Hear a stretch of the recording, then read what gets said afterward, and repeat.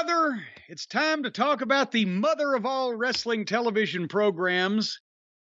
Gather your little colliders around the fireside here, folks. We're going to have a fireside chat about Collision on August 19th from Rupp Arena in Lexington, Kentucky. And I just wish that I had a way to convey to the people, the cult of Cornette out there, the size of Rupp Arena on the inside of this thing. The entire arena, it seats 23,000 for basketball. That's with no seats on the floor whatsoever. And I'm going to say that when they first opened it in 1978, it was built primarily for the University of Kentucky Wildcats to play basketball, because that and the inaugural Rolling Stones concert, I'm going to say, was the only thing that filled it up for years.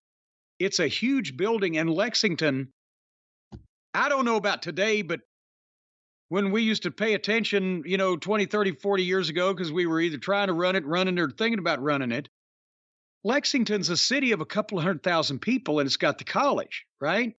So this is not like, it's a building as big as they have in New York, Los Angeles, Chicago, whatever, for Lexington, Kentucky. And that's why I'd said a couple weeks ago when I heard they were running it, what the fuck?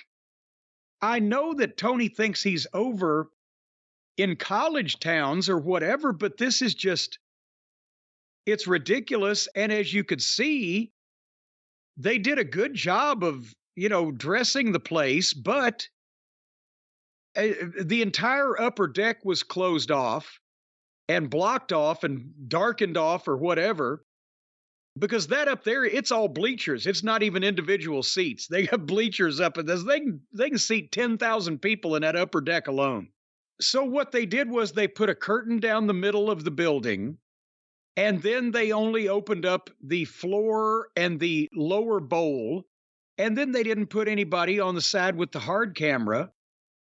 And but they still, when you've got 4,000 people in a building that seats over 20,000, it somewhat hampers the atmosphere. I know, I know that they got the money to rent these buildings, but I'm confused as to why that they're not sticking to some place that they can, that arena down in Atlanta, out suburban Atlanta, the Gwinnett Arena or whatever, places like that are popping up now across the country that seat 6,000, 8,000, maybe 10.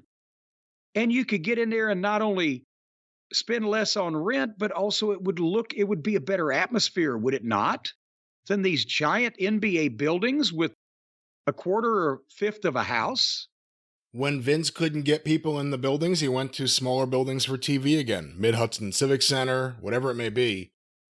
And I think with AEW, the question has been why they're running so many big buildings and scaling everything down.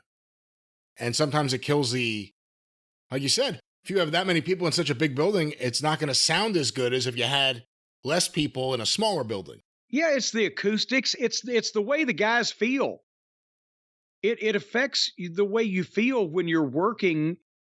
If you're in a smaller building that's full than a bigger building that's empty, even if there's the same amount of people, it's a different atmosphere. But nevertheless, perception is reality, says Vince McMahon. But the reality is that AEW is about to sell more tickets than any wrestling show in the history of the world in London, and can't sell pussy on a troop train in the United States because they're going back to towns they've already been to. And this is not historically a product that stands up to repeat business, because what's left to do once you've seen it? And now they've got the situation where people, if they buy a ticket to see Dynamite, they know they're not going to see certain top stars. And if they buy a ticket to Collision, they know they're not going to see certain other top stars. So they've limited themselves, and they put the tickets on sale way far ahead of announcing a card or even names. And then, apparently from what we're hearing from the fans and what we've been able to deduce, a lot of times when they'll do these TV tapings, guys will do pre-tapes or be in packages and not appear in front of the people live when they thought those people that bought those tickets thought at least we'll get to see these people in person because it's their show.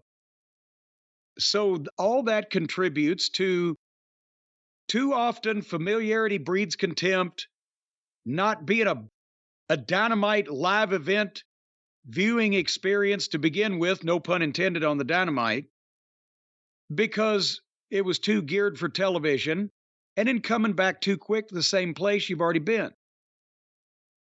Or in this case, they've never been to Lexington, and they shouldn't have tried the biggest arena in the state of Kentucky first. And I can't wait till they get to the Yum Center in November in Louisville and try to fill that 22,000 seat monstrosity up.